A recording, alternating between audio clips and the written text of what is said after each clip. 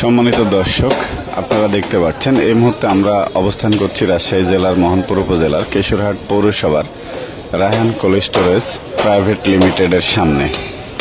তো এই স্থানে বিগত কিছুদিন আগে আপনারা জানেন স্থানীয় লোকজন জমি পাবে এই মর্মে বেড়া প্রদান করেছিল এবং সেই বেড়াটি আজকে উপজেলা নির্বাহী কর্মকর্তা আয়েশা সিদ্দিকার উপস্থিতিতে এবং তারই নেতৃত্বে মোহনপুর থানা পুলিশ উপস্থিত রয়েছেন। আপনারা দেখতে পাচ্ছেন ওসি মোহনপুর থানা আতাউর রহমান উপস্থিত রয়েছেন এবং রায়হান কোল্ড স্টোরেজ প্রাইভেট লিমিটেডের স্বত্বাধিকারী যারা রয়েছেন তারা উপস্থিত রয়েছেন এবং এখানে বর্তমানে উচ্ছেদ অভিযান চলছে এবং উচ্ছেদ অভিযানের মাধ্যমে এই বেড়াটা অপসারণ করা হচ্ছে। সম্মানিত দর্শক, আপনারা দেখতে পাচ্ছেন আমরা এই মুহূর্তে অবস্থান করছি Kesharhat Raihan cold storage private লিমিটেডের সামনে।